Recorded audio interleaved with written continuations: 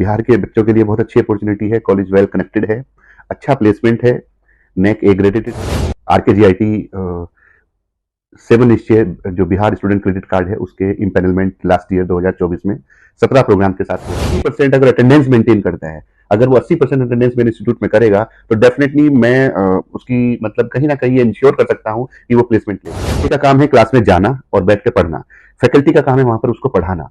तो इतना मतलब मुझे कॉन्फिडेंस है अपनी फैकल्टी के ऊपर भी कि अगर कोई बच्चा 80% क्लास अटेंड कर सकता है तो मेरी फैकल्टी उसको 4 साल में इतना कर देगी कि वो एक अच्छा खासा पैकेज लेकर प्लेसमेंट होता है। मिनिमम पैकेज है वो अराउंड 5 लाख रुपीज का है और मैक्सिमम इस साल का हमारा 34 गया। लास्ट करिकुलम है जो AKTU हमारी एफिलेटिंग यूनिवर्सिटी है उसका जो करिकुलम है, उसके अलावा हमने कुछ डोमेन ट्रेनिंग किया हुआ है इंडस्ट्री की रिक्वायरमेंट के हिसाब से। तो वो एड ऑन होता है उन बच्चों को, वो सेकंड ईयर से ही हम लोग स्टार्ट कर देते हैं, second year, third year, fourth year तक जाते जाते। और अभी तक का ऐसा मेरा एक्सपीरियंस तो ऐसा नहीं हुआ कि कोई बच्चा प्लेस नहीं हुआ होगा, बट ये कि फोर्थ ईयर तक आते आते उसको प्लेसमेंट हो जाता है।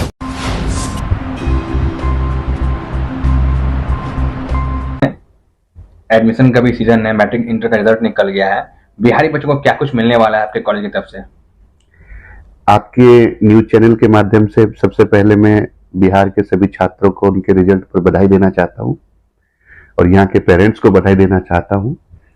और राजकुमार गोयल इंस्टीट्यूट टेक्नोलॉजी गाजियाबाद जो कि एक नेक एक्रेडिटेड ए ग्रेड से नेक एक्रेडिटेड हुआ है, उसकी अपने कॉलेज की तरफ से और सभी मैनेजमेंट की तरफ से सबको नमस्कार करना चाहता हूं। बिहार के बच्चों के लिए जो तैयारी कॉलेज की तरफ से है वो जैसे कि बिहार के बच्चों को स्कॉलरशिप स्कीम जो 7 निश्चय के अंतर्गत जो आता है स्टूडेंट क्रेडिट कार्ड, उसके लिए कंडीशन है बिहार गवर्नमेंट की, उसमें कॉलेज इम्पैनल होना चाहिए। तो राजकुमार गोयल इंस्टीट्यूट ऑफ टेक्नोलॉजी जिसको हम RKGIT शॉर्ट फॉर्म में कहते हैं, RKGIT 7 निश्चय जो बिहार स्टूडेंट क्रेडिट कार्ड है उसके इम्पेनलमेंट लास्ट ईयर 2024 में 17 प्रोग्राम के साथ हुआ था, जिसमें हमारे पास सबसे पहला इंजीनियरिंग का प्रोग्राम BTech है, MTech है, B फार्मा है, D फार्मा है, M फार्मा है, BBA है, BCA, MCA और MBA। BTech की अगर मैं बात करूं तो BTech में हमारे पास electrical engineering, mechanical engineering, civil engineering, computer science and engineering, information technology, CSC IoT, CSC data science, CSC AIML, इन ब्रांच और इलेक्ट्रॉनिक कम्युनिकेशन, इन ब्रांच ये ब्रांच हमारे पास BTech जो कि BTech प्रोग्राम अंडर द 7 निश्चय ऑफ BSCC में है। तो बिहार के बच्चे अगर एडमिशन लेना चाहते हैं, और रही बात कॉलेज का, कॉलेज 25 ईयर्स, इस साल हम सिल्वर जुबली अपना मना रहे हैं, कॉलेज का 25 साल पूरे कर दिए हम लोगों ने। और अगर मैं लोकेशन की बात करूं तो इंटरनेशनल एयरपोर्ट दिल्ली जो है वो वहां से 30 किलोमीटर लगभग 40 मिनट की दूरी पर है, और गाजियाबाद रेलवे स्टेशन जो है मात्र 2 से 2.5 किलोमीटर की दूरी पर है। और अगर मैं मेट्रो स्टेशन की बात करूं तो हमारे बिल्कुल जो कॉलेज का मेन गेट है उसके पास ही मेट्रो स्टेशन का गेट आता है, जो Guldhar rapid rail metro station के नाम से जानते हैं। तो बिहार के बच्चों के लिए बहुत अच्छी अपॉर्चुनिटी है, कॉलेज वेल कनेक्टेड है, अच्छा प्लेसमेंट है, नेक ए ग्रेडेटेड है और BSCC में इम्पेनलमेंट है। इतना कोर्सेज का नाम बता रही है आपने, पैसा कितना लगता है पढ़ने में? बिहार के बच्चे पहले यही सोचते हैं। सर हर प्रोग्राम के लिए फीस का जो है वो फीस अलग अलग है, क्योंकि BTech की अगर मैं बात करूं तो BTech फर्स्ट ईयर का जो फीस है वो 1,35,000 ट्यूशन फीस या एकेडमिक फीस जिसको हम कह सकते हैं वो होती है। बाकी second year, third year, fourth year में वो 1,20,000 पर ईयर होता है। और BBA की और BCA की बात करूं तो 82,000 फर्स्ट ईयर का फीस है, सेकंड ईयर, थर्ड ईयर वो 80,000 के हिसाब से। तो हर प्रोग्राम का अलग अलग फीस है, वो हमारी कॉलेज की जो वेबसाइट है उस पर मेंशन किया हुआ है। बिहार के बच्चे या बिहार के लोग मतलब थोड़ा सा पैसों के मामले में पीछे हो जाते हैं, तो क्या क्या सुविधाएं देंगे जिसके बच्चे आपके यहाँ पढ़ सके? देखिए जो गवर्नमेंट की स्कॉलरशिप की जो स्कीम्स आते हैं उस credit card, student credit card, जो चाहे वो स्टूडेंट क्रेडिट कार्ड होता हो या एससी एसटी ओबीसी के लिए कुछ स्कॉलरशिप स्कीम्स आती हैं, स्टेट गवर्नमेंट की तरफ से आती हैं, सेंट्रल गवर्नमेंट की तरफ से आती हैं, और कुछ जो पीएसयूज हैं, जैसे कुछ बैंक है, जैसे वो अपनी तरफ से भी कुछ स्कॉलरशिप्स निकालते हैं। तो उसके लिए अगर जो एलिजिबिलिटी क्राइटेरिया है कॉलेज का वो हम 100% फुलफिल करते हैं कॉलेज की तरफ से, तो बच्चे को भी उसके लिए प्रयास करना है। और अगर बच्चा वो स्कॉलरशिप नहीं ले पाता है किसी वजह से, अगर उसका 12th में बहुत अच्छा परसेंटेज है, तो जो हमारे इंस्टीट्यूट की जो इंटरनल पॉलिसी के अकॉर्डिंग हमारी स्कॉलरशिप है वो उसमें भी आ सकता है। और अगर वो फर्स्ट ईयर में स्कॉलरशिप उसको किसी वजह से नहीं मिलती, उसकी 12th की परसेंटेज उस हिसाब से नहीं है, वो उस क्राइटेरिया में फुलफिल नहीं कर पा रहा है, तो अगर वो फर्स्ट ईयर में अच्छी पढ़ाई करेगा और यूनिवर्सिटी की रैंकिंग में आ जाता है, तो सेकेंड ईयर ऑनवर्ड भी वो स्कॉलरशिप कहीं ना कहीं उसको मिल सकती है।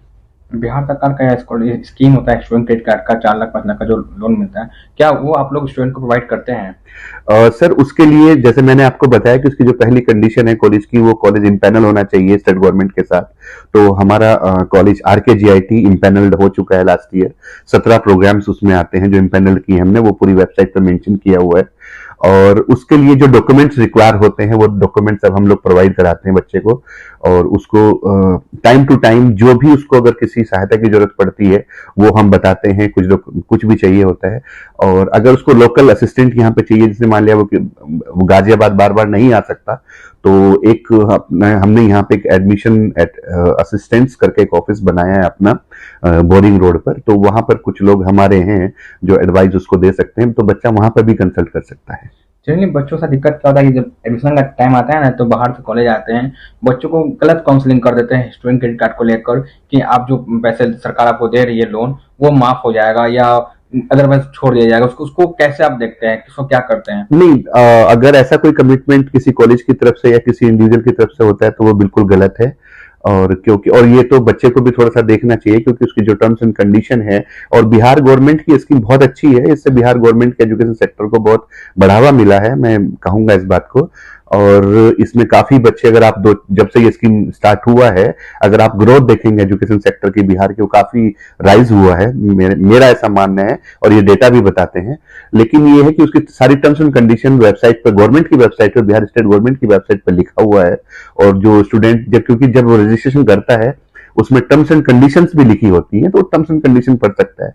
रही बात वो माफ करने की, तो ये तो स्टेट गवर्नमेंट का अपना डिसीजन होता है, तो कई बार हो सकता है वो किसी टर्म्स एंड कंडीशन में वो माफ कर दिया गया हो या नहीं किया हो, तो वो सारी चीजें उसमें मेंशन लिखी है। तो इसमें बच्चे को भी मतलब कोई दुविधा नहीं होनी चाहिए। उसको अगर कोई गलत इंफॉर्मेशन देता है तो वो गलत है, और ये तो बच्चा खुद वेबसाइट पर भी चेक कर सकता है।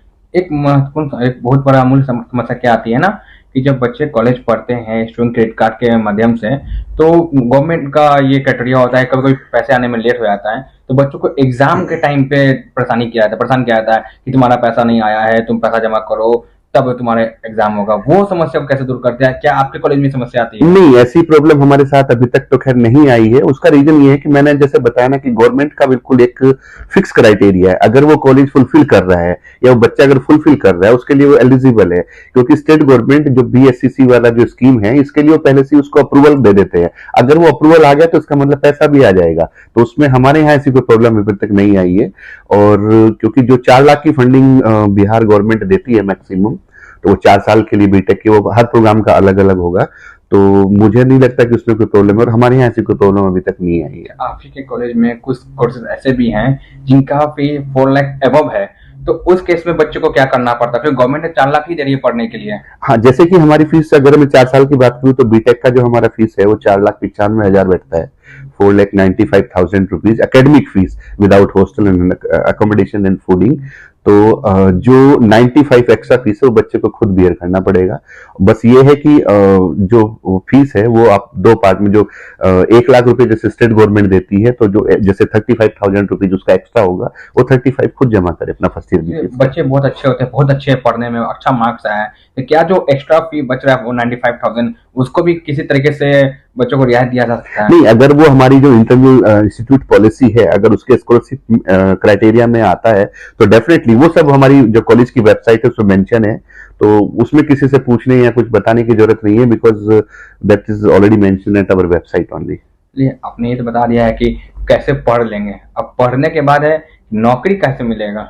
और सर मैं आपको बताऊं, हमारे यहाँ का जो अभी मिनिमम पैकेज है वो अराउंड 5 लाख रुपीज का है, और मैक्सिमम इस साल का हमारा 34 गया, लास्ट ईयर तो उससे ज्यादा था, बट इस साल हमारा 34 समथिंग गया है मैक्सिमम, और एवरेज हमारा 5 है। तो मुझे लगता है कि मिनिमम 5 लाख का पैकेज तो बच्चे के लिए हो जाएगा। और इसमें हमारे पास एक डेडिकेटेड प्लेसमेंट टीम है। और दूसरा क्या है, मैं आपको थोड़ा सा इस यहाँ पर और भी बताना चाहूंगा कि जो हमारे करिकुलम है, जो AKTU हमारी एफिलेटिंग यूनिवर्सिटी है, उसका जो करिकुलम है, उसके अलावा हमने कुछ डोमेन ट्रेनिंग किया हुआ है इंडस्ट्री की रिक्वायरमेंट के हिसाब से। तो वो एड ऑन होता है उन बच्चों को, वो सेकेंड ईयर से ही हम लोग स्टार्ट कर देते हैं, second year, third year, fourth year तक जाते जाते। और अभी तक का ऐसा मेरा एक्सपीरियंस तो ऐसा नहीं हुआ कि कोई बच्चा प्लेस नहीं हुआ होगा, बट ये कि फोर्थ ईयर तक आते आते उसको प्लेसमेंट हो जाता है। बच्चों के मन में बहुत कुछ चलता है कि चलो ठीक है नौकरी लग गया, लेकिन कॉलेज का कंपनी से साठगांठ रहता है, 6 महीने बच्चे को पढ़ा नौकरी कराते हैं, 6 महीने बाद निकाल देते हैं। ऐसे भी क्या आपके यहाँ कुछ होता है क्या? नहीं, देखिए, मुझे बाकी कॉलेजों का तो नहीं मालूम ले क्या करते होंगे, लेकिन मैं RKGIT अपने इंस्टीट्यूट का बता सकता हूं कि हमारा जो पूरा डेटा है प्लेसमेंट का, वो पब्लिक डोमेन पर है। वेबसाइट सबसे अच्छा प्लेटफॉर्म होता है किसी भी इंफॉर्मेशन को बताने के लिए, जो मुझे लगता है, और अगर सही है तो वो आपको बिल्कुल पब्लिक डोमेन में देना चाहिए। तो हमारा जितना भी प्लेसमेंट का डेटा है, इवन बच्चे का नाम, उसका मोबाइल नंबर और कंपनी का नाम, उसका पैकेज क्या है, वो सब हमारी वेबसाइट पर मेंशन है, तो वहां से भी वेरीफाई कर सकते हैं जो पुराने डेटा। बिहार के बच्चे बहुत डरते हैं कि बाहर से कॉलेज आते हैं, प्रलोभन दे देते हैं, वो पढ़ते हैं लेकिन नौकरी नहीं मिल पाती। MBA करके, BTech करके, कोई इंजीनियरिंग करके बिहार में ऑटो चलाते मिल जाते हैं। तो उन लोगों को डर कैसे आप खत्म कर रहे हैं? नहीं, जैसा मैंने कहा ना आपकी, मतलब ये मेरा इंडिविजुअल, मैं आपको बताता हूँ कि ये मेरा अपना पर्सनल परसेप्शन है कि अगर कोई बच्चा 80% अगर अटेंडेंस मेंटेन करता है, अगर वो 80% अटेंडेंस मेरे इंस्टीट्यूट में करेगा, तो डेफिनेटली मैं उसकी मतलब कहीं ना कहीं इंश्योर कर सकता हूं कि वो प्लेसमेंट ले लेगा, अगर वो 80% अटेंडेंस मेंटेन कर लेता है मिनिमम अपनी। क्योंकि देखिए, बच्चे का काम है क्लास में जाना और बैठ के पढ़ना, फैकल्टी का काम है वहां पर उसको पढ़ाना। तो इतना मतलब मुझे कॉन्फिडेंस है अपनी फैकल्टी के ऊपर भी कि अगर कोई बच्चा 80% क्लास अटेंड कर सकता है, तो मेरी फैकल्टी उसको 4 साल में इतना कर देगी कि वो एक अच्छा खासा पैकेज लेकर प्लेसमेंट ले लेगा कॉलेज से। बिहार के छात्रों से क्या अपील करते हैं?